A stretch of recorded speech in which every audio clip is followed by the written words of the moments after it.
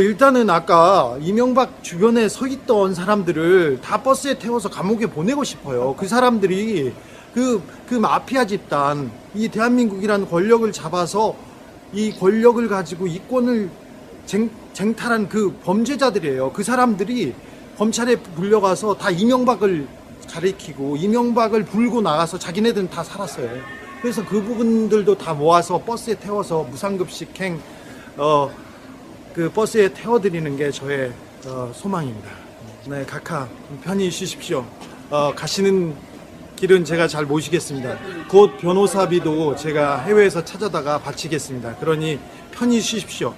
이명박 각하, 감옥에 가서는 제발 예수 믿으세요. 돈만 믿지 마시고. 밤에 이명박 씨가 구속됐습니다. 기분 묘하시겠습니다. 글쎄, 그렇게 막 박수치고 그런 느낌이 안 되더라고요. 좀 잡잡하고. 그렇죠, 그렇죠. 네. 저도 수감되는 그 장면을 쭉 지켜봤는데, 우선 역대 대통령들이 이렇게 늘 사법 처리되고 대상이 된다는 것 자체가 우리 국민들로는 참 썩 기분 좋은 일은 아니다, 이런 생각이고. 예. 또 하나는 이명박 전 대통령 같은 경우는 저는 일찌감치 정말 대국민 사과를 좀 하고 고백을 좀 하고 용서를 구했으면 좋겠다 싶었던데, 끝끝내 오리발 내밀고 아무것도 협조를 안 타가 결국 가장 안 좋은 불행한 상황까지 간 것이 너무너무 안 좋아 보이더라고요. 이게 어느 날 갑자기 덜발로 생긴 사건이라 그러면 충격파가 클 텐데 10년 동안의 수건 사업 같은 거였어요. 의원님 말씀에 공감하는 게 우리 같은 불의의 인간형이 그런 사람들인가 봐요. 속 시원하다, 통쾌하다, 이건 두 번째 문제고, 그 앞에 한켠에 씁쓸한 느낌, 네. 그런 거 있잖아요. 뭐 그 사람 동정해서 그런 게 아니라 죄를 진 사람이 정말 죄송합니다 이런 느낌으로 이렇게 가주면 유무지를 떠나가지고 일국의 대통령을 지낸 자로서 국민들한테 주는 상처라는 게 있거든요. 예. 그 감정을 어루만지지 못하는 그 리더들은 정말 나쁜 사람들인 거예요. 그러니까 이제 이명박 구속을 바라던 많은 사람들도, 처벌을 바라고 구속을 바라던 많은 사람들도 한편에서 그냥 이거 박수칠 일만은 아니다, 이런 예. 느낌이 대부분 느낌이었던 것 같아요. 예. 자, 이제 다시 이명박 씨 이야기로 돌아가겠습니다. 생중계로 일국의 대통령을 지낸 자의 사실은 체포 순간이거든요. 공식적으로 법적으로 전직 대통령을 체포해도 된다, 체포하라 라고 법원이 결정을 내려준 거잖아요. 네. 그래서 부장검사 2명이 이명박을 체포하러 갑니다. 영장이 발부가 됐으니까.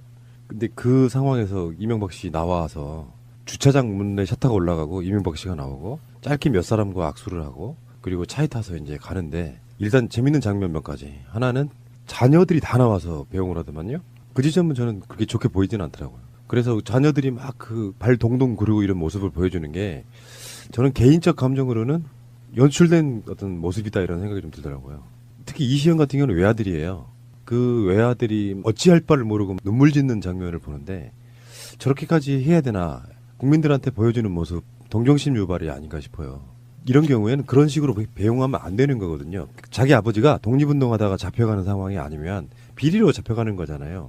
근데 자식들이 거기에서 눈물 같은 걸 보이기 시작하면은 이게 본질이 흐려진다는 측면이 있어요. 정정당당한 법의 심판을 받으려고 가면 그런 모습 없이 가야 된다. 저는 그렇게 보는 거. 만약 저런 경우에 집에 다 남겨두고 혼자 당당히 담담히 나왔어야 되지 않을까 싶어져요. 저도 그런 생각은 좀 해봤어요. 그러니까 연출이죠. 그 장면을 국민에게 보여주기 위해서 자녀들을 연출시켰다. 그건 좀 더 좀 비인간적인데요. 그러니까 만약 그렇다면. 마지막 인사는 얼마든지 안에서 할 수 있잖아요. 근데 분명히 다른 사람도 아니고 측근들보다 더 관심 가는 스포트라이트가 자녀들일 텐데 나와서 그런 슬픈 표정을 짓고 뭐 발 동동 구르고 하는 모습은 의도된 연출이라고밖에 볼 수가 없다는 거죠. 썩 좋아 보이는 모습은 아니었어요. 예. 김윤옥은 문 안에서 남편을 붙잡고 대성통곡을 했었다고. 한국인의 정서가 그래요. 아무리 사악한 독재자라고 해도 그런 모습을 보면 마음이 약해지는 측면이 있거든요. 퇴임 1852일 만에. 사실은 이 수사가 박근혜 때 이루어졌어야 되는 수사잖아요. 그렇죠. 지난 정부에서 전 정부에 대해서 불법이 있으면 해결됐어야 하는데, 이 박근혜 대통령, 박근혜 정권을 창출시켰던 원세훈이나 국정원, 국가 권력을 용인하고 동의해줬던 사람이 이명박 대통령이고, 그래서 이명박 대통령이 국가 권력이 박근혜 정권을 만드는데 동의하거나 암묵적으로 동의하거나 그런 과정이 있었기 때문에 서로 주고받고 봐줬던 거죠. 결국은 그러다 보니까 박근혜 대통령, 이명박 전 대통령 둘이를 한꺼번에 사법 처리할 수밖에 없는 이런 과정이 있고요. 예. 근데 놀라운 것은 구속영장 청구하면서 법원의 증거 기록 157권, 페이지로는 8만 쪽이거든요. 진짜 놀라운 것은 이게 시작이라는 거예요. 의원님도 감옥 가보셨죠? 이런 종류는 안 가봤습니다. 아니 어쨌든 가보셨잖아요. 아, 이런 종류는 안 가봤어요. 예, 알고 있습니다. 네. 독재와 싸우다가 이렇게 가신 건데 감옥에 그런 권력자가 갇히는 순간 사실은 법물 터지듯이 계속 쏟아져 나올 수밖에 없는 구조이잖아요. 그러니까 지금 이게 8만 쪽짜리인데 앞으로 나올 또 여러 가지의 어떤 사건들은 80만 쪽이 될지 8만 쪽이 될지 모르는 거예요. 이명박 씨가 재판을 시작하게 되면 예상되는 증인만 500명에 이른다고 합니다. 예상되는 증인만 500명에 이르고요.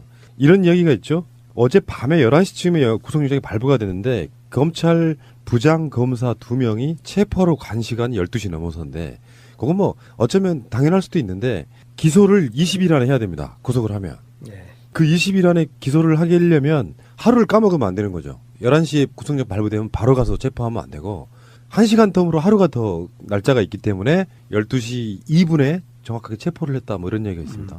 결국은 그래서 이 문제는 지금도 이명박 전 대통령이 이제 구속이 됐는데 이 500명의 증인을 재판정에 부를 것도 아니고 또 앞으로 수많은 어떤 추가 증거들이 이제 제시될 건데 이런 문제를 역사적 판결과 기록을 위해서 증거를 남기고 증인을 부르는 것도 필요하다고 생각합니다마는 깨끗이 본인이 인정하고 더 이상 주변에 고통을 주지 않는 것이 맞다. 저는 이렇게 생각을 해요. 이런 사건 중에 이제 제 주위에도 과거에 한 분이 있는데 그분 제가 면회를 가서 그랬어요. 그분은 이제 본인이 잘못 때문에 이제 구속이 돼 있는 상태에서 본인의 잘못을 변호하기 위해서 증거를 활용하기 위해서 자기를 도왔던 수많은 그냥 시민들을 이렇게 증인으로 불러요. 한 60명 이상을. 그 증인들이 얼마나 고통스럽겠어요. 그래서 제가 그분한테 그러지 말아달라. 그냥 깨끗이 인정할 거 인정하고 인정하면 증인을 안 부르거든요. 꼭 인정이 안 되니까 자꾸 이제. 맞습니다. 네, 그래서 인정할 건 인정하고 죄를 받을 건 받고 끝내야지. 이걸 끝끝내 재판을 끌고 가서는 안 된다. 이런 생각입니다. 새가 날아든다는 여러분들의 하트를 먹고 삽니다. 잊지 않으셨죠? 에피소드 제목을 누르고 플레이가 되면 오른쪽 위에 하트를 꾹 눌러주세요. 오늘도 감사합니다. 더 많은 분들이 들을 수 있도록 하트 꼭 눌러주세요.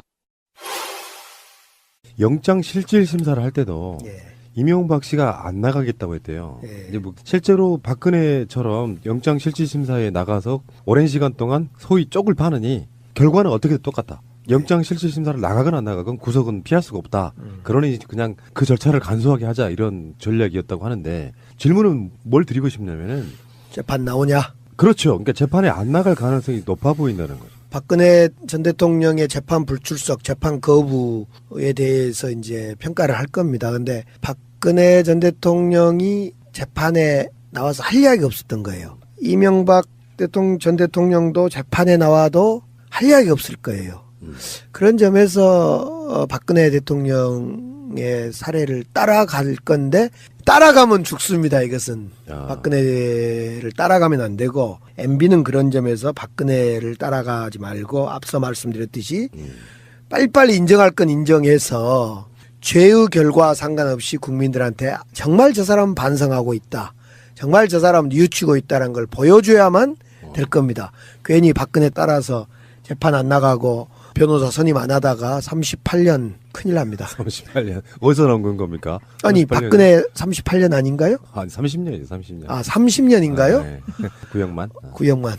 아이고 죄송합니다. 왜 갑자기 38년 하실까 이상하게 그 숫자에 욕을 집어넣으신 거예요. 아 죄송합니다. 38년. 저는 이러시면 되겠습니까, 정치인이? 8년을 그냥 제가 38년이라니요. 마음속에 들켜버렸습니다.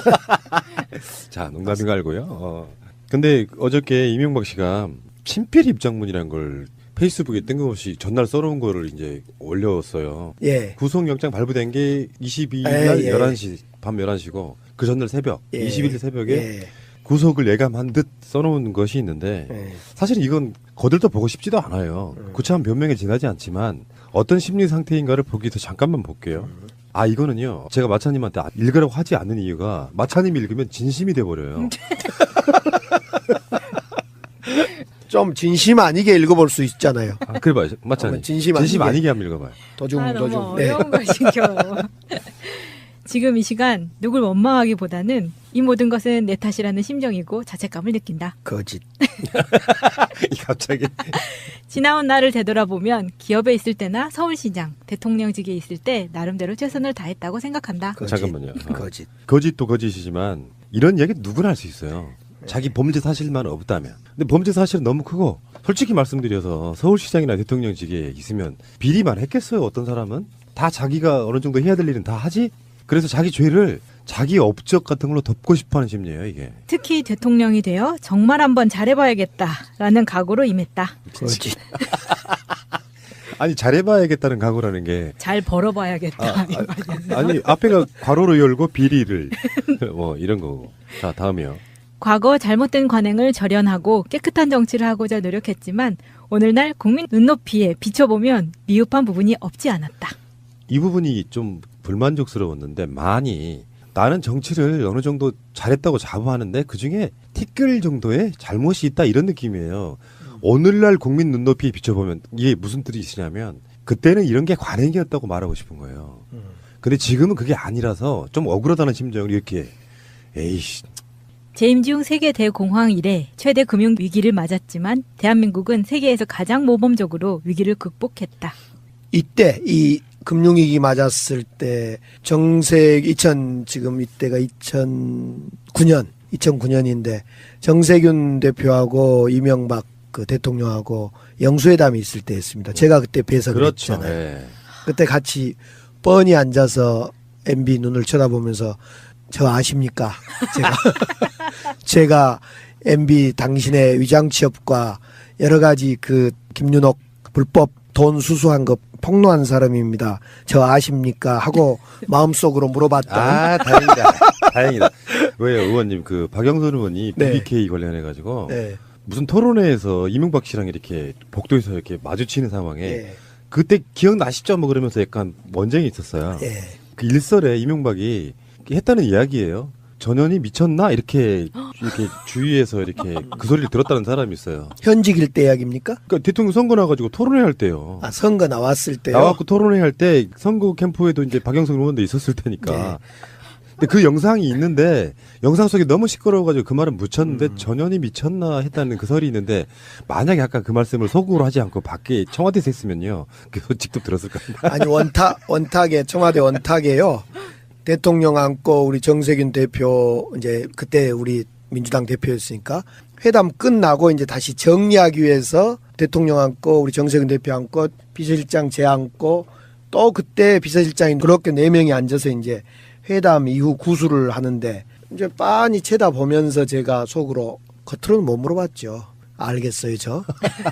제가 그런 사람이었습니다. 영퍼 빌딩. 영포 빌딩 가서 그런 이야기를 속으로 물어보고 있었죠. 박영선 의원 이야기 잠깐 나와서 그런데 BBK 사건 덮어준 사람이 홍준표잖아요. 예, 자기 입으로도 이야기했었고 그렇죠. 내가 이명박 대통령을 대통령 만들어줬다 뭐 이런 얘기까지 했는데 가짜 편지 사건도 수사가 돼야 된다는 거고. 그렇죠. 가짜 편지가 그때 분명히 가짜라는 게 확인됐는데 지금 맞아. 그 수사가 잘 안 되고 있어요. 돼야죠. 이제 어차피 BBK 이야기를 하면은 예. 그리고 지금 금융위기 같은 이게 왜 여기 지금 등장하냐면은 처음에 왜 자기 그 사무실에서 국민 기자회견 기침회견. 기침회견. 아, 좋아요, 저 표현 좋아. 그 기침회견 할 때 뭐 4대강이네 뭐 이런 이야기 했잖아요. 근데 사실은 그게 자기의 업적이라고 볼 수가 없어서 자기가 금융위기를 극복한 것이 유일한 업적으로 지금 내세우고 있는 건데 참. 그래서 제가 아까 그 이야기 하다가 옆으로 빠졌네.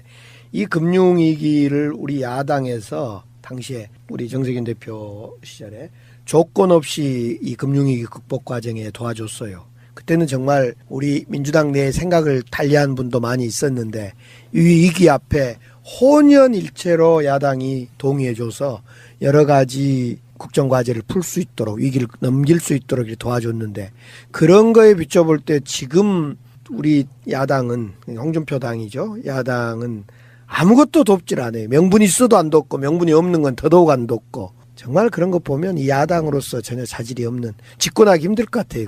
그쪽 야당은. 이승만, 다음에 박정희, 전두환, 노태우, 이명박근혜 이렇게 무대기가 있어요. 사람은 달라질지는 몰라도 전두환, 노태우가 한 묶음이고, 그래서 32년 만에 전직 대통령이 동시에 구속되는 뭐 이런 사건이 있었다는 것처럼 이들이 정권만 잡으면 탈이 난다. 요거를 우리가 적나라하게 보고 있는 거거든요. 그 뒤에 한번 또 읽어보십시오. 위기 극복을 위해 같이 합심해서 일한 사람들, 민과 관, 노와 사, 그 모두를 결코 잊지 못하고 감사하고 있다. 요거는 자기 편이 없다는 뜻을 반대로 저는 드러낸 거라고 봐요. 그때 나랑 같이 일했던 사람들 내 편 들어줘 이런 뜻이에요. 그다음 이들을 생각하면 송구한 마음뿐이다. 지난 10개월 동안 견디기 힘든 고통을 겪었다. 가족들은 인륜이 파괴되는 아픔을 겪고 있고 휴일도 없이 일만 했던 사람들이 나로 인해 고통받는 것을 생각하면 잠을 이룰 수가 없다. 요거 열받네요. 휴일도 없이 일만 했던 사람들이 나로 인해 고통을 받는 걸 생각하면 그럼 자기가 인정하면 되잖아. 지금 자기 측근들 이런 사람들이 지금 감옥에 가 있고 그렇잖아요. 이렇게 휴일도 없이 일만 하라고 안 했는데 노동법 쉴 때 위반. 쉴 때 쉬면서 제대로 일하라 그런 거잖아요. 휴일도 없이 뇌물 받으셨잖아요. 우리 문재인 대통령은 휴가 쉬어라. 휴가 제대로 쉬고 일 제대로 해라. 이렇게 이야기를 하잖아요. 10개월 동안 견디기 힘든 고통이었대요. 우리는 10년 동안 견디기 힘든 고통이었고요. 인륜이 파괴되는 거는요. 노무현 대통령 생각해 보세요. 그렇게 국민들한테 겪었던 고통을 생각 안 해? 자기가 누렸던 영화가 있고 재산이 있는데 나쁜 사람입니다. 사실은 저 개인도 10개월이 아니라 수많은 법원에 다니면서 재판받고 이런, 아마 제 하나뿐만 아니라 얼마나 많은 사람들이 당신 때문에 고통받았습니까? 예. 휴일 좀 찾고 일 제대로 해주시지. 그다음 내가 구속됨으로써 나와 함께 일했던 사람들과 가족의 고통이 좀 덜어질 수 있으면 좋겠다. 바라건대 언젠가 나의 참모습을 되찾고 할 말을 할 수 있으리라 기대해본다. 나는 그래도 대한민국을 위해 기도할 것이다. 이 중에 골목 성명 같은 건데 시대가 SNS 시대로 바뀌어서 SNS 골목 성명 같은 거죠. 자기가 할 말이 많은데 지금은 말하지 않겠다라고 말하는 건 할 말이 진짜로 없다는 뜻이에요. 이 시점에 말하지 않으면 말할 기회가 없어지는 거거든요. 내가 구속됨으로써 나와 함께 일했던 사람들과 가족들이 고통이 덜어질 수 있었으면 좋겠다?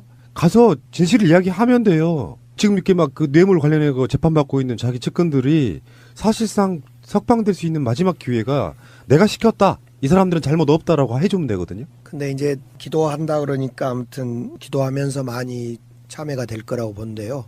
그 감옥이라는 것이 3평 정도 되는, 3평이면 넓으면 넓고 좁으면 좁은데 그 감옥 안에서 이렇게 앉아서 24시간을 혼자만 이렇게 시간을 보내게 되면 스스로가 많이 이제 참여가 될 거라고 봐요. 정말 대한민국의 대통령을 역임했던 사람으로서 기도가 될 거다. 예. 기도를 하기 싫어도 기도가 될 거라고 생각됩니다. 어마어마한 싸움에서 강기정 의원님이 진짜 승자시죠. 이명박은 이제 감옥에 갔고요. 예. 그걸 사필 기정이라고 하잖아요.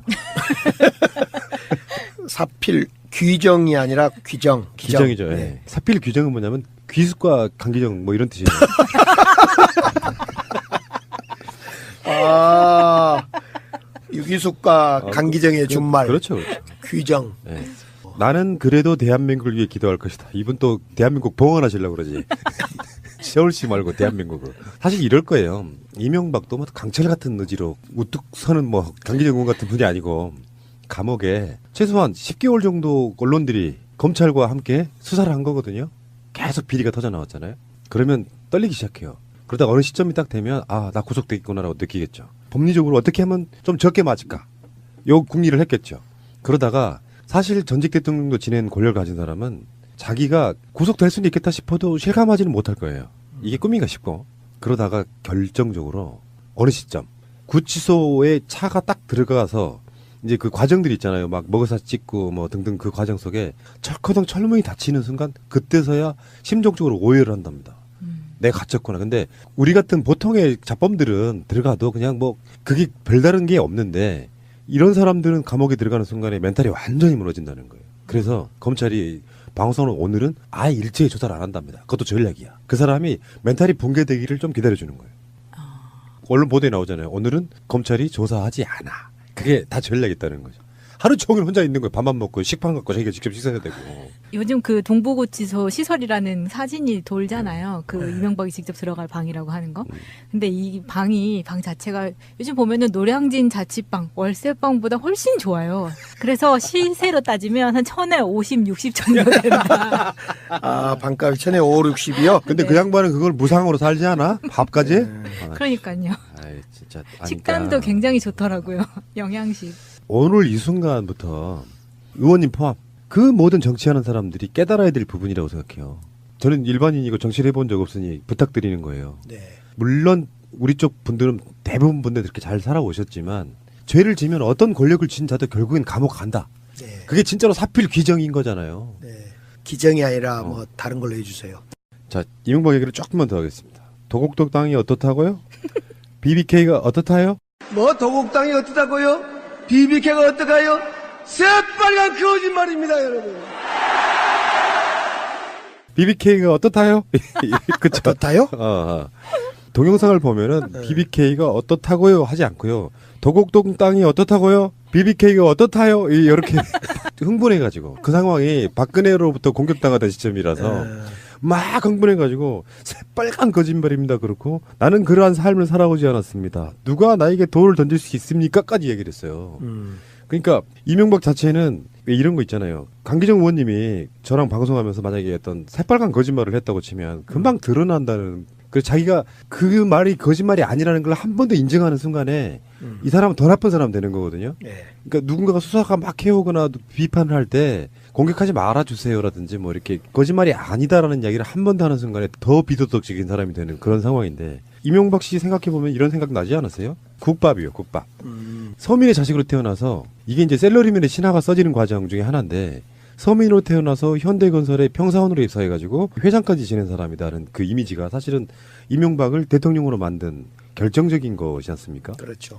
국밥집 할매 욕, 국밥집 할매 그 카피 광고 그것 때문에 당시에 2008년 대선, 2007년 말 대선이라는 것은 대한민국이 상당히 어려울 때입니다. 동시에 또 어떤 환상을 꿈꾸는 백마 타고 온 지도자를 바라던 그런 시기에 청계천의 신화를 만든 이명박이 쫙 나타나서 정말 서민들과 함께하는 국밥 할매를 앞에 두고 배고픕니다 하니까 그냥 국민들이 아이고미 지도자 백마 탄 기사가 나타났다. 그래서 아마 그때 역대 대통령 선거의 가장 큰 표 차이로 우리 야당이 지게 됐죠. 그렇죠. 그때 그 성우의 목소리 지금도 기억나요. 이명박은 배고픕니다.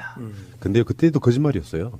그 할머니가 강남의 국밥집 유명한 데 할머니인데 낙원동에 있는 국밥집을 허름한 데를 빌려가지고 일부러 찍었다. 그 사실 그 자체가 거짓말인 것이고요. 예. 오밤중에 웬일이요? 배고파? 맨날 쓰잘데기 없이 쌈박질을 하고 지랄. 에이, 우린 먹고 살기도 힘들어 죽겠어. 청계천 열어놓고 이번엔 뭐 해낼게요? 밥 더 줘? 퍼먹어 이놈아.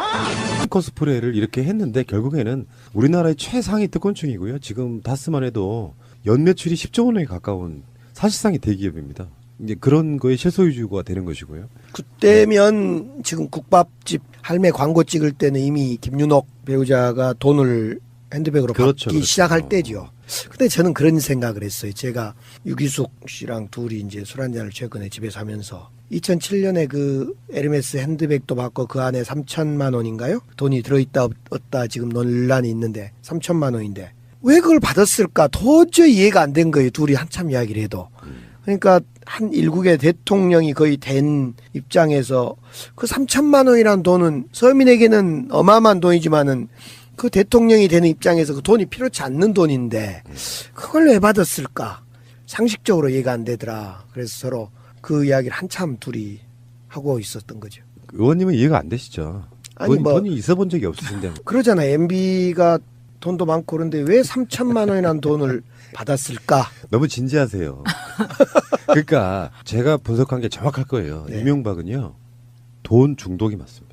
그래서 왜 지금 보면은 돈을 받는 과정이나 스킬이 돈 중독 현상을 보이는 사람이에요. 그게 크건 작건 간에 돈을 들어오면 마다할 수 없는 뒷탈이 안 나는 돈만 받았다는 뭐 이런 식인 거잖아요. 그러니까 최근에 이제 우리 2009년에 제가 김윤옥 여사가 아멕스 수표로 대우조선해양 연임 노비와 관련해 돈을 받았다. 돈 다발을 아멕스 수표로 받았다.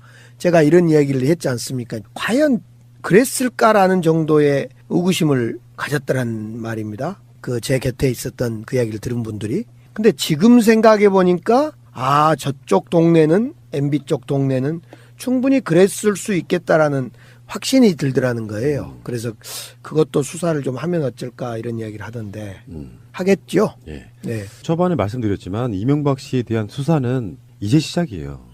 8만 쪽이 아니고 800만 쪽이 될 수도 있다 이 말씀드리고, 그중에 이제 최근에 다시 나오고 있는 게 4대강에서 뇌물을 받는 장면이 지금 하나 나온 거예요. 영포 빌딩 그 서류에서 4대강과 같은 이런 또는 자원 비리, 방산 비리 이런 것들이 동시에 쏟아져 나올 가능성이 있고요.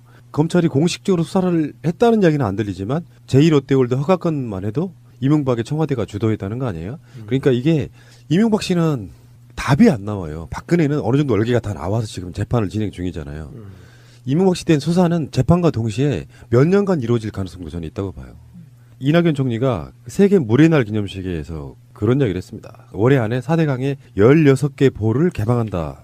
이런 이야기를 했는데, 이명박 씨가 4대강을 시작하면서 했던 게 가뭄 예방, 홍수 예방, 수질 개선 이런 거였거든요. 이게 동시에 3개가 가능합니까? 보가? 그 당시에도 이야기했지만 이 참 22조 4대강 이건 정말 돈의 문제이기도 하고 환경의 문제이기도 하고 정말 아무 쓰잘데없는 일을 해버린 거죠. 이제 16개 보를 개방한다는 것은 22조 원 들여서 만든 모든 4대강 자전거 도로 빼고는 다 그냥 무용지물이 된다는 건데요. 그 당시에도 저도 이제 국토위원회에 있어가지고 국회에서 재선 때입니다. 국토위에 있어서 이 4대강 예산 날치기 하는 거 막다가 벌금도 물고 뭐 재판도 해부되고 그랬습니다만은 그때부터 지금까지 정말 해서는 안 될 일 중에 하나가 4대강 22조 투입하는 거죠. 그렇죠. 예. 근데 지금 자전거 도로도 무용지물인 경우가 많대요. 왜냐하면 사람들이 안 다니거든요. 어쨌건 그런 정도가 지금 돼 있는 상태인데 네. 결국엔 수질인데 당연한 거잖아요. 물은 흘러야 수질이 깨끗해지는 건데 16개 보 개방한다 그러니까 지금 영산강에도 광주 주변에 죽산보라든지 이런 것들을 개방해야 되는 거고요. 진직 개방했어요. 거기는. 죽산보 쪽이 저희 고향이잖아요. 거기 이제 지금 수질도 안 되고 수질도 악화되고 수질이 안 좋은 수량이 무슨 필요가 있겠습니까? 그러니까요. 그래서 수질 수량이 다 안 되고 있어서 우리 그쪽 죽산보 그다음에 또 뭐죠? 거기는 지난번에 먼저 개방을 했죠, 우선. 네. 물이라는 게 급수에 따라서 네. 식수가 가능한 게 있고 농업용수 가능한 게 있고 네. 공업용수 가능한 게 있는데 어느 쪽에도 못 쓴다는 그렇죠, 그러면 지금. 이거는 네. 당연히 개방해야 되고 사실상 이 관리 비용보다는 차라리 폭파하는 게 낫지 않겠느냐가 현실화돼야 되는 거죠. 이제 사실상 우리가 문재인 후보 시절에 대선 공약을 만들 때도 이거 고민을 했는데 수문을 여는 순간 이제 폭파의 문제는 나중에 문제고 그렇죠. 여는 순간 이제 옛날로 그대로 돌아간 거지요. 다시 이제 여는 순간 수문을 개방하는 순간 회복이 조금씩 된답니다. 그래서 이제 이미 콘크리트 구조물은 이제 이걸 다시 철거하는 과정은 앞으로 과정이고 수문을 개방한 순간 이제 환경이 좀씩 돌아오고 복원된다 이렇게 진단을 하고 있더라고요. 박근혜 때까지 관련 부처들이 굉장히 거짓말을 해왔어요. 수질이 나빠지는 게 대체적으로 어떤 거를 얘기했냐면은 농업용수를 쓰다가 버린다든지 가정에서 버리는 오페스라든지 이런 것들 때문에 오염되는 거지 4대강에 있는 보 때문이 아니다라고 거짓말을 해왔었는데 실제로 이번에 대통령 되시자마자 20몇 개를 샘플로 열어봤거든요. 정말 수질이 좋아진 거죠. 그 거짓말들을 해왔던 사람들 또는 4대강 같은데 부역했던 사람들도 사실은 대국민 사과를 해야 돼요. 교수들 나와가지고 4대강을 만들면 수질이 좋아진다. 그렇죠. 그때 전문가들이라고 소위 동원해서 막 수치 제시해가면서 좋아진다라고 했던 그 전문가들은 처벌돼야 됩니다. 최시중이 운영하는 골프장에 기업 조그만 건설회사 대표가 이명박을 만나요. 그리고 나서 그 당시 5억 원을 받고요. 나눠서 5억 원을 받는데 바로 4대강 공사에 참여를 시켜줘요. 그리고 그 회사는 200억 정도의 매출을 올려요.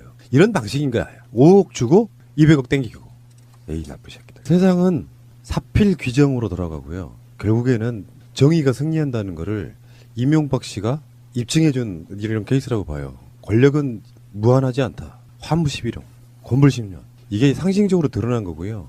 재판으로는 대법원에 판례가 남듯이 역사적으로는 이런 사례가 나왔습니다. 사실은 김대중 노무현 대통령 때 국정원 특활비라든지 당선 축하금 같은 것들을 받지 않으면서 실제로 깨끗한 정권을 유지하기 노력했던 게 사실이에요. 일부 약간의 잡음은 있었지만 그 역사를 다시 역진시켰던 바로 그 인물이고요. 심지어는 다른 방송에서 다루겠습니다만 노무현 대통령을 봉화 내려가자마자 사찰하기 시작하는 그 부도덕함도 보이는 거고요. 그런 것들이 결국에는 이명박의 이런 험한 꼴로 사실은 이명박 씨 어제 본인의 자색에서 차에 타는 순간 외부에서 보일 수 있는 마지막 모습이라고 생각합니다. 한 20, 30년 지나서 지병 같은 게 있어서 도저히 감옥 생활을 못할 정도가 아니라 그러면 사실상 나오기 힘들다고 봅니다. 물론 단서가 하나 있어요. 정권이 바뀌지 않아야 되죠. 정권이 바뀌면 사면해 줄 수밖에 없거든요. 그러니까 저들의 전략은 문재인 대통령 이후에 정권을 되찾아서 박근혜, 이명박 사면한다. 저는 그렇게 보거든요. 38년 후에 본다 이거죠. 그렇죠. 그때 내가 살아있을까 싶어. 네, 아무튼 역대 대통령이 줄줄이 구속되는 아픔입니다만 적폐청산의 과정이고 문제는 이런 것을 예전 같으면 막 정치 보복이다, 구속돼서는 안 된다 이런 여론도 있을 법한데 전혀 그런 여론이 없이 적폐청산에 박수 보내주고 그런 점에 대해서 참 우리 문재인 정부가 잘해 나가고 있다 싶어요. 국민들이 더 놀라웠다고 저는 봐요. 네, 국민들이 그렇죠. 안 속아 넘어가는 거죠. 옛날 같으면 막 여론 조작해서 뭐 구속하면 안 된다. 2명의 대통령을 어떻게 구속하냐. 막 이런 이야기가 나올 법한데 전혀 그런 건 없잖아요. 예. 세트로 구속되는 게 저쪽에 이제 전통이 되겠어요, 이제 앞으로. 전두환도 돼요? 이명박근혜. 자, 기쁘면서도 한켠에서는 좀 가슴이 아리는 그러나 네. 국민들 마음이 약해지면 안 돼요. 그래서 일제청산 못한 부분도 있거든요. 악한 사람은 정의에 의해서 법의 심판을 받는 게 맞다고 생각이 들고요. 이라잖아요. 10개월 동안 견디기 힘든 고통이었대요. 우리는 10년 동안 견디기 힘든 고통이었고요. 인륜이 파괴되는 거는요. 노무현 대통령 생각해 보세요. 그렇게 국민들한테 겪었던 고통을 생각 안 해? 자기가 누렸던 영화가 있고 재산이 있는데 나쁜 사람입니다. 사실은 저 개인도 10개월이 아니라 수많은 법원에 다니면서 재판받고 이런 아마 제 하나뿐만 아니라 얼마나 많은 사람들이 당신 때문에 고통받았습니까? 예. 휴일 좀 찾고 일 제대로 해주시지. 그다음 내가 구속됨으로써 나와 함께 일했던 사람들과 가족의 고통이 좀 덜어질 수 있으면 좋겠다. 바라건대 언젠가 나의 참모습을 되찾고 할 말을 할 수 있으리라 기대해본다. 나는 그래도 대한민국을 위해 기도할 것이다. 이 중에 골목 성명 같은 건데 시대가 SNS 시대로 바뀌어서 SNS 골목 성명 같은 거죠. 자기가 할 말이 많은데 지금은 말하지 않겠다라고 말하는 건 할 말이 진짜로 없다는 뜻이에요. 이 시점에 말하지 않으면 말할 기회가 없어지는 거거든요. 내가 구속됨으로써 나와 함께 일했던 사람들과 가족들이 고통이 덜어질 수 있었으면 좋겠다? 가서 진실을 이야기하면 돼요. 지금 이렇게 막 그 뇌물 관련해 재판받고 있는 자기 측근들이 사실상 석방될 수 있는 마지막 기회가 내가 시켰다. 이 사람들은 잘못 없다라고 해주면 되거든요. 근데 이제 기도한다 그러니까 아무튼 기도하면서 많이 참여가 될 거라고 본데요. 그 감옥이라는 것이 3평 정도 되는 3평이면 넓으면 넓고 좁으면 좁은데 그 감옥 안에서 이렇게 앉아서 24시간을 혼자만 이렇게 시간을 보내게 되면 스스로가 많이 이제 참여가 될 거라고 봐요. 정말 대한민국의 대통령을 역임했던 사람으로서 기도가 될 거다. 예. 기도를 하기 싫어도 기도가 될 거라고 생각됩니다. 어마어마한 싸움에서 강기정 의원님이 진짜 승자시죠. 이명박은 이제 감옥에 갔고요. 예. 그걸 사필 기정이라고 하잖아요. 사필 규정이 아니라 규정. 기정이죠. 예. 네. 사필 규정은 뭐냐면 귀숙과 강기정 뭐 이런 뜻이에요.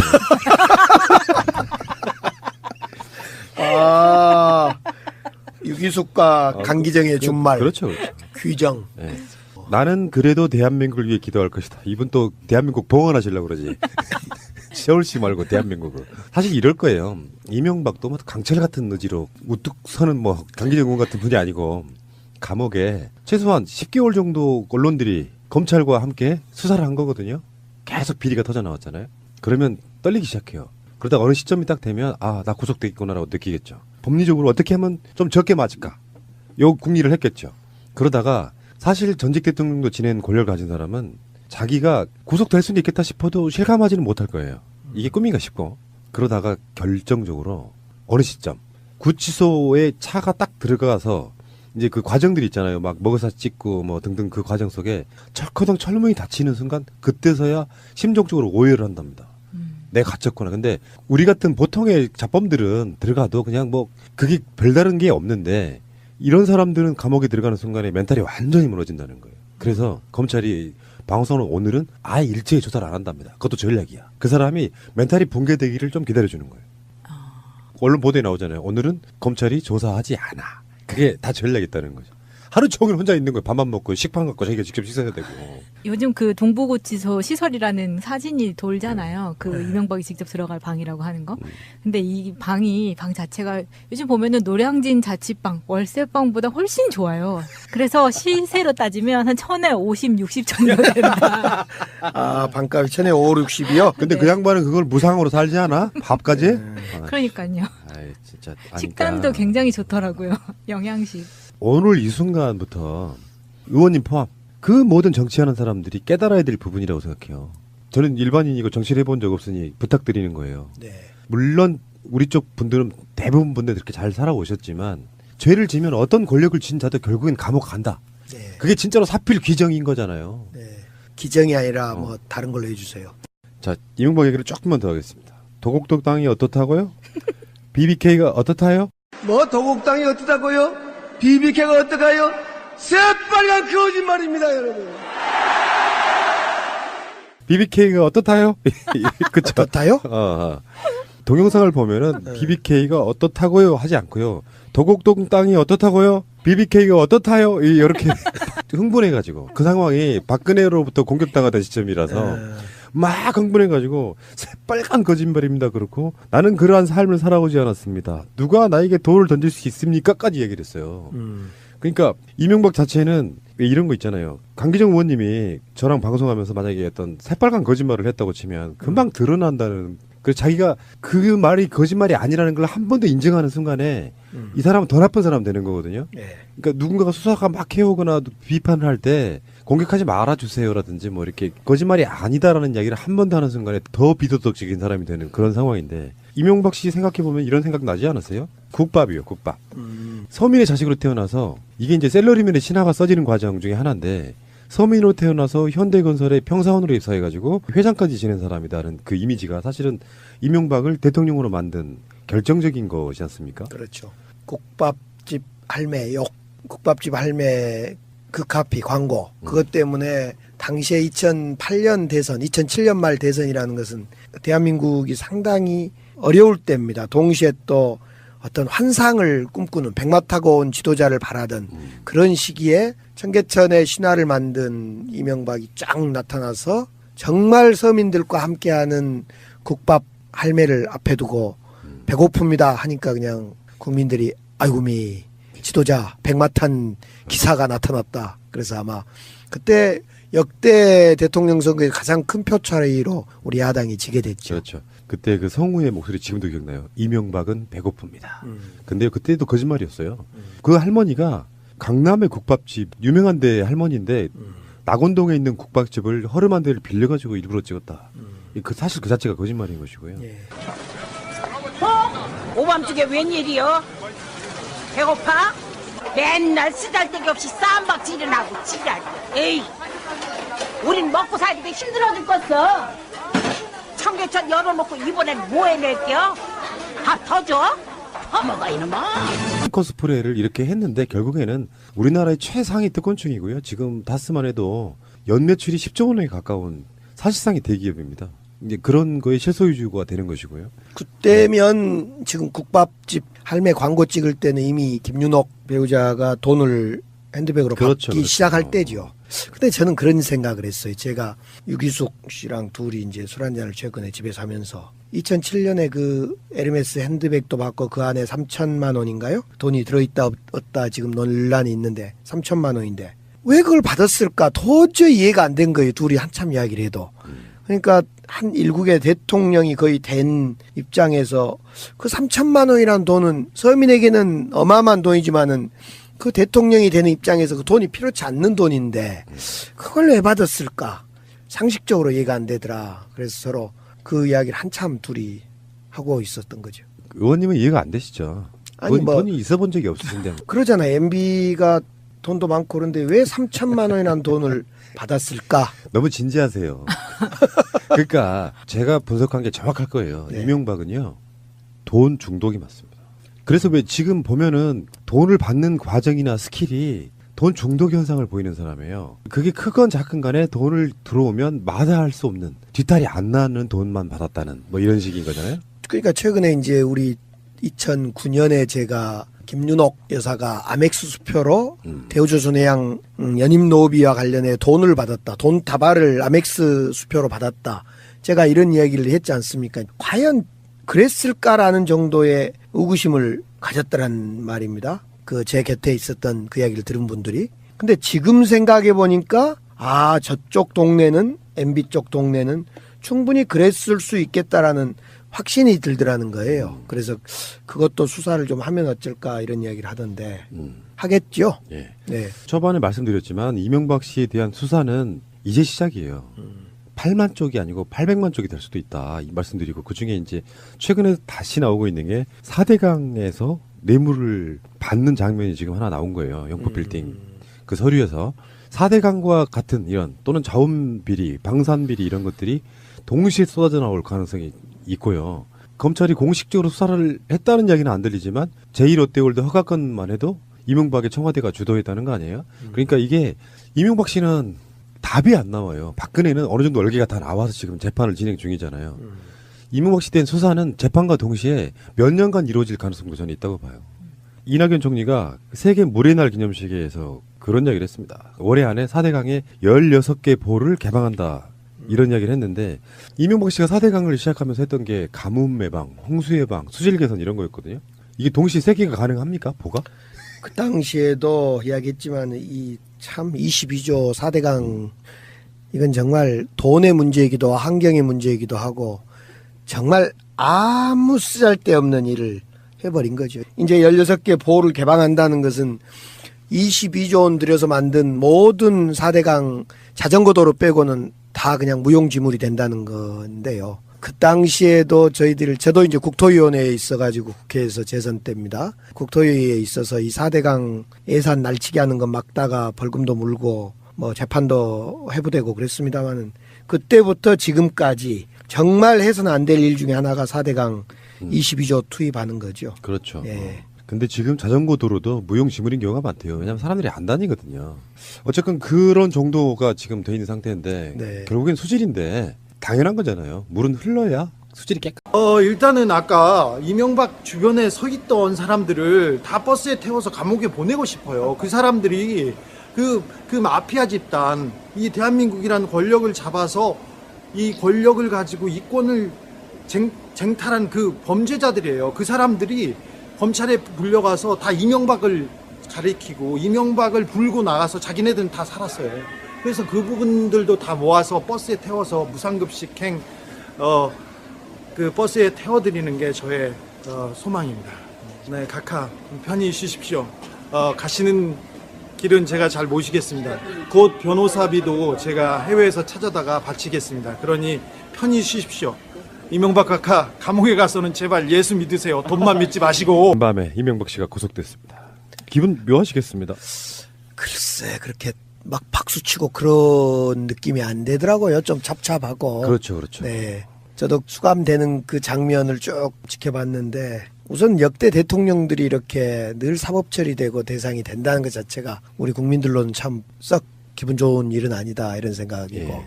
또 하나는 이명박 전 대통령 같은 경우는 저는 일찌감치 정말 대국민 사과를 좀 하고 고백을 좀 하고 용서를 구했으면 좋겠다 싶었던데 끝내 오리발 내밀고 아무것도 협조를 안 타가 결국 가장 안 좋은 불행한 상황까지 간 것이 너무너무 안 좋아 보이더라고요.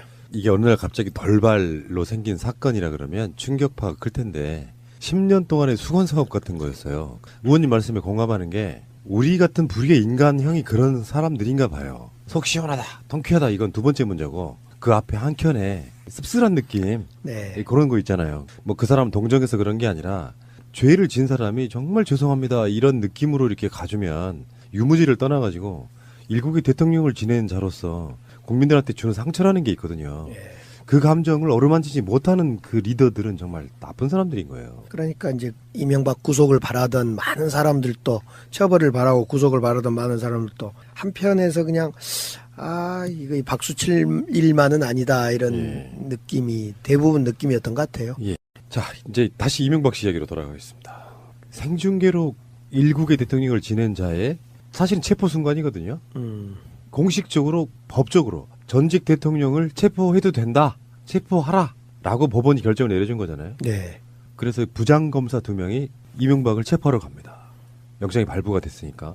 근데 그 상황에서 이명박 씨 나와서 주차장 문에 셔터가 올라가고 이명박 씨가 나오고 짧게 몇 사람과 악수를 하고 그리고 차에 타서 이제 가는데 일단 재밌는 장면 몇 가지. 하나는 자녀들이 다 나와서 배웅을 하더만요. 그 지점은 저는 그렇게 좋게 보이진 않더라고요. 그래서 자녀들이 막 그 발 동동 구르고 이런 모습을 보여주는 게 저는 개인적 감정으로는 연출된 어떤 모습이다 이런 생각이 좀 들더라고요. 특히 이시영 같은 경우는 외아들이에요. 그 외아들이 어찌할 바를 모르고 눈물 짓는 장면을 보는데 저렇게까지 해야 되나 국민들한테 보여주는 모습 동정심 유발이 아닌가 싶어요. 이런 경우에는 그런 식으로 배웅하면 안 되는 거거든요. 자기 아버지가 독립운동하다가 잡혀가는 상황이 아니면 비리로 잡혀가는 거잖아요. 근데 자식들이 거기에서 눈물 같은 걸 보이기 시작하면은 이게 본질이 흐려진다는 측면이 있어요. 정정당당한 법의 심판을 받으려고 가면 그런 모습 없이 가야 된다. 저는 그렇게 보는 거. 만약 저런 경우에 집에 다 남겨두고 혼자 당당히 담담히 나왔어야 되지 않을까 싶어져요. 저도 그런 생각은 좀 해봤어요. 그러니까 연출이죠. 그 장면을 국민에게 보여주기 위해서 자녀들을 연출시켰다. 그건 좀 더 좀 비인간적인데요. 그러니까 만약 그렇다면. 마지막 인사는 얼마든지 안에서 할 수 있잖아요. 근데 분명히 다른 사람도 아니고 측근들보다 더 관심 가는 스포트라이트가 자녀들일 텐데 나와서 그런 슬픈 표정을 짓고 뭐 발 동동 구르고 하는 모습은 의도된 연출이라고밖에 볼 수가 없다는 거죠. 썩 좋아 보이는 모습은 아니었어요. 예. 김윤옥은 문 안에서 남편을 붙잡고 대성통곡을 했었다고. 한국인의 정서가 그래요. 아무리 사악한 독재자라고 해도 그런 모습을 보면 마음이 약해지는 측면이 있거든요. 퇴임 1852일 만에. 사실은 이 수사가 박근혜 때 이루어졌어야 되는 수사잖아요. 그렇죠. 지난 정부에서 전 정부에 대해서 불법이 있으면 해결됐어야 하는데 이 박근혜 대통령, 박근혜 정권을 창출시켰던 원세훈이나 국정원, 국가 권력을 용인하고 동의해줬던 사람이 이명박 대통령이고 그래서 이명박 대통령이 국가 권력이 박근혜 정권을 만드는데 동의하거나 암묵적으로 동의하거나 그런 과정이 있었기 때문에 서로 주고받고 봐줬던 거죠. 결국은 그러다 보니까 박근혜 대통령, 이명박 전 대통령 둘이를 한꺼번에 사법 처리할 수밖에 없는 이런 과정이 있고요. 예. 근데 놀라운 것은 구속영장 청구하면서 법원의 증거 기록 157권, 페이지로는 8만 쪽이거든요. 진짜 놀라운 것은 이게 시작이라는 거예요. 의원님도 감옥 가보셨죠? 이런 종류로는 안 가봤습니다. 아니 어쨌든 가보셨잖아요. 이런 종류로 안 가봤어요. 예, 알고 있습니다. 네. 독재와 싸우다가 이렇게 가신 건데 감옥에 그런 권력자가 갇히는 순간 사실은 법물 터지듯이 계속 쏟아져 나올 수밖에 없는 구조이잖아요. 그러니까 지금 이게 8만 쪽짜리인데 앞으로 나올 또 여러 가지의 어떤 사건들은 80만 쪽이 될지 8만 쪽이 될지 모르는 거예요. 이명박 씨가 재판을 시작하게 되면 예상되는 증인만 500명에 이른다고 합니다. 예상되는 증인만 500명에 이르고요. 이런 이야기가 있죠. 어제 밤에 11시쯤에 구속영장이 발부가 되는데 검찰 부장검사 2명이 체포하러 간 시간이 12시 넘어서인데 그건 뭐 어쩌면 당연할 수도 있는데 기소를 20일 안에 해야 됩니다. 구속을 하면. 네. 그 20일 안에 기소를 하려면 하루를 까먹으면 안 되는 거죠. 11시에 구속영장 발부되면 바로 가서 체포하면 안 되고 1시간 텀으로 하루가 더 날짜가 있기 때문에 12시 2분에 정확하게 체포를 했다 뭐 이런 얘기가 있습니다. 결국은 그래서 이 문제는 지금도 이명박 전 대통령이 이제 구속이 됐는데 이 500명의 증인을 재판정에 부를 것도 아니고 또 앞으로 수많은 어떤 추가 증거들이 이제 제시될 건데 이런 문제를 역사적 판결과 기록을 위해서 증거를 남기고 증인을 부르는 것도 필요하다고 생각합니다만은 깨끗이 본인이 인정하고 더 이상 주변에 고통을 주지 않는 것이 맞다. 저는 이렇게 생각을 해요. 이런 사건 중에 이제 제 주위에도 과거에 한 분이 있는데 그분 제가 면회를 가서 그랬어요. 그분은 이제 본인이 잘못 때문에 이제 구속이 돼 있는 상태에서 본인의 잘못을 변호하기 위해서 증거를 활용하기 위해서 자기를 도왔던 수많은 그냥 시민들을 이렇게 증인으로 불러요. 한 60명 이상을. 그 증인들이 얼마나 고통스럽겠어요.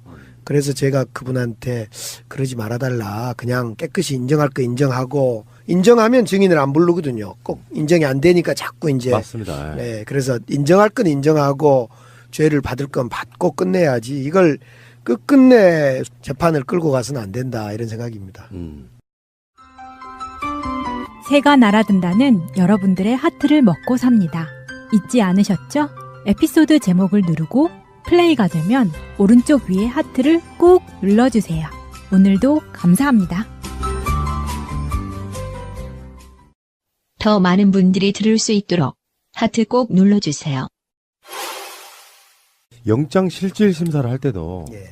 이명박 씨가 안 나가겠다고 했대요. 예. 이제 뭐 실제로 박근혜처럼 영장 실질 심사에 나가서 오랜 시간 동안 소위 쪽을 파느니 결과는 어떻게든 똑같다. 영장 실질 심사를 나가건 안 나가건 구속은 피할 수가 없다. 그러니 그냥 그 절차를 간소하게 하자, 이런 전략이었다고 하는데, 질문은 뭘 드리고 싶냐면은, 재판 나오냐? 그렇죠. 그러니까 재판에 안 나갈 가능성이 높아 보인다는 거죠. 박근혜 전 대통령의 재판 불출석, 재판 거부에 대해서 이제 평가를 할 겁니다. 근데 박근혜 전 대통령이 재판에 나와서 할 이야기가 없었던 거예요. 이명박 전 대통령도 재판에 나와도 할 이야기가 없을 거예요.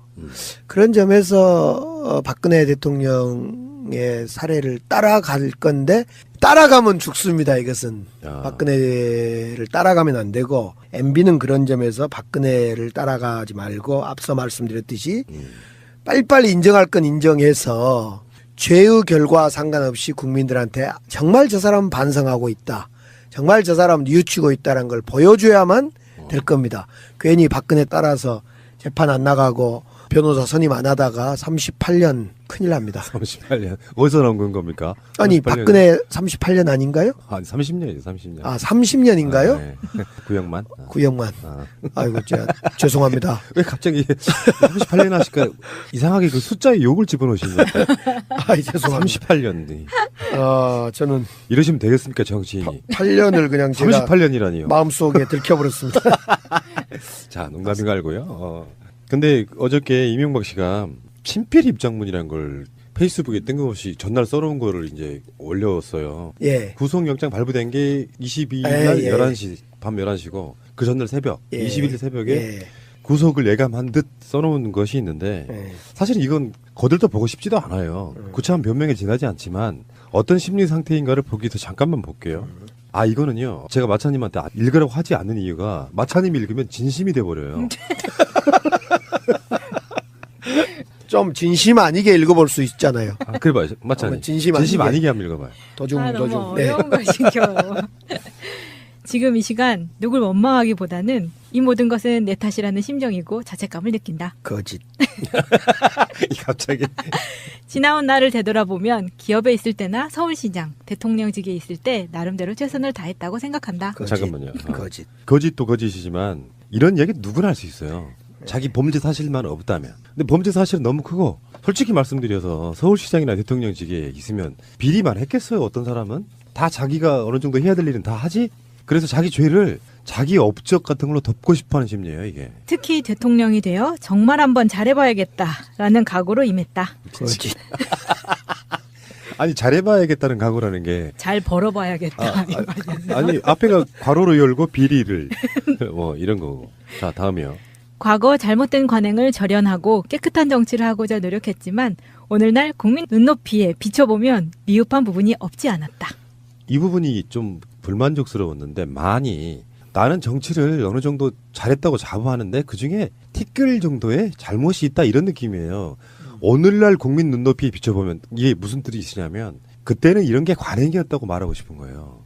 근데 지금은 그게 아니라서 좀 억울하다는 심정을 이렇게, 에이씨. 재임 중 세계 대공황 이래 최대 금융 위기를 맞았지만 대한민국은 세계에서 가장 모범적으로 위기를 극복했다. 이때 이 금융위기 맞았을 때 정세 지금 이때가 2009년인데 정세균 대표하고 이명박 그 대통령하고 영수회담이 있을 때였습니다. 제가 그때 그렇죠. 배석을 했잖아요. 예. 그때 같이 뻔히 앉아서 MB 눈을 쳐다보면서 저 아십니까? 제가 MB 당신의 위장 취업과 여러 가지 그 김윤옥 불법 돈 수수한 거 폭로한 사람입니다. 저 아십니까? 하고 마음속으로 물어봤던. 아, 다행이다. 다행이다. 왜요, 의원님? 그 박영선 의원이 네. BBK 관련해 가지고 네. 무슨 토론회에서 이명박 씨랑 이렇게 복도에서 이렇게 마주치는 상황에 예. 그때 기억나시죠? 뭐 그러면서 약간 원쟁이 있었어요. 예. 그 일설에 이명박이 했다는 이야기예요. 전현이 미쳤나? 이렇게 주위에서 이렇게 그 소리를 들었다는 사람이 있어요. 현직일 때 이야기입니까? 그러니까 대통령 선거 나가지고 토론회 할 때요. 아, 선거 나왔을 때요? 나와갖고 토론회 할 때 선거 캠프에도 이제 박영선 의원도 있었을 테니까. 네. 근데 그 영상이 있는데 영상 속에 너무 시끄러워가지고 그 말은 묻혔는데 전현이 미쳤나 했다는 그 설이 있는데 만약에 아까 그 말씀을 속으로 하지 않고 밖에 청와대에서 했으면요. 그래서 직접 들었을 겁니다. 아니 원탁에 청와대 원탁에요. 대통령 앉고 우리 정세균 대표 이제 그때 우리 민주당 대표였으니까 회담 끝나고 이제 다시 정리하기 위해서 대통령 앉고 우리 정세균 대표 앉고 비서실장 제 앉고 또 그때 비서실장이 그렇게 4명이 앉아서 이제 회담 이후 구술을 하는데 이제 빤히 쳐다보면서 제가 속으로 겉으로는 못 물어봤죠. 알겠어요, 저. 제가 그런 사람이었습니다. 영퍼 빌딩. 영포 빌딩 가서 그런 이야기를 속으로 물어보고 있었죠. 박영선 의원 이야기 잠깐 나와서 그런데 BBK 사건 덮어준 사람이 홍준표잖아요. 예, 자기 입으로도 이야기했었고 그렇죠. 내가 이명박 대통령을 대통령 만들어줬다 뭐 이런 얘기까지 했는데 가짜 편지 사건도 수사가 돼야 된다는 거고. 그렇죠. 가짜 편지가 그때 분명히 가짜라는 게 확인됐는데 지금 맞아. 그 수사가 잘 안 되고 있어요. 돼야죠. 이제 어차피 BBK 이야기를 하면은 예. 그리고 지금 금융위기 같은 이게 왜 여기 지금 등장하냐면은 처음에 왜 자기 그 사무실에서 국민 기자회견 기침회견. 기침회견. 좋아요, 저 표현 좋아. 그 기침회견 할 때 뭐 4대 강인에 뭐 이런 이야기 했잖아요. 근데 사실은 그게 자기의 업적이라고 볼 수가 없어서 자기가 금융위기를 극복한 것이 유일한 업적으로 지금 내세우고 있는 건데 참. 그래서 제가 아까 그 이야기 하다가 옆으로 빠졌네. 이 금융위기를 우리 야당에서 당시에 우리 정세균 대표 시절에 조건 없이 이 금융위기 극복 과정에 도와줬어요. 그때는 정말 우리 민주당 내에 생각을 달리한 분도 많이 있었는데 이 위기 앞에 혼연일체로 야당이 동의해줘서 여러 가지 국정과제를 풀 수 있도록 위기를 넘길 수 있도록 이렇게 도와줬는데 그런 거에 비춰볼 때 지금 우리 야당은 홍준표 당이죠. 야당은 아무것도 돕질 않아요. 명분이 있어도 안 돕고 명분이 없는 건 더더욱 안 돕고 정말 그런 거 보면 이 야당으로서 전혀 자질이 없는 집권하기 힘들 것 같아요. 그쪽 야당은. 이승만, 다음에 박정희, 전두환 노태우, 이명박근혜 이렇게 무대기가 있어요. 사람은 달라질지는 몰라도 전두환 노태우가 한 묶음이고 그래서 32년 만에 전직 대통령이 동시에 구속되는 뭐 이런 사건이 있었다는 것처럼 이들이 정권만 잡으면 탈이 난다. 요거를 우리가 적나라하게 보고 있는 거거든요. 그 뒤에 한번 또 읽어보십시오. 위기 극복을 위해 같이 합심해서 일한 사람들, 민과 관, 노와 사, 그 모두를 결코 잊지 못하고 감사하고 있다. 요거는 자기 편이 없다는 뜻을 반대로 저는 드러낸 거라고 봐요. 그때 나랑 같이 일했던 사람들 내 편 들어줘 이런 뜻이에요. 그다음 이들을 생각하면 송구한 마음뿐이다. 지난 10개월 동안 견디기 힘든 고통을 겪었다. 가족들은 인륜이 파괴되는 아픔을 겪고 있고 휴일도 없이 일만 했던 사람들이 나로 인해 고통받는 것을 생각하면 잠을 이룰 수가 없다. 요거 열받네요. 휴일도 없이 일만 했던 사람들이 나로 인해 고통을 받는 걸 생각하면 그럼 자기가 인정하면 되잖아. 지금 자기 측근들 이런 사람들이 지금 감옥에 가 있고 그렇잖아요. 이렇게 휴일도 없이 일만 하라고 안 했는데 노동법 쉴 때 쉬면서 제대로 일하라 그런 거잖아요. 휴일도 없이 뇌물 받으셨잖아요. 우리 문재인 대통령은 휴가 쉬어라. 휴가 제대로 쉬고 일 제대로 해라 이렇게 이야기.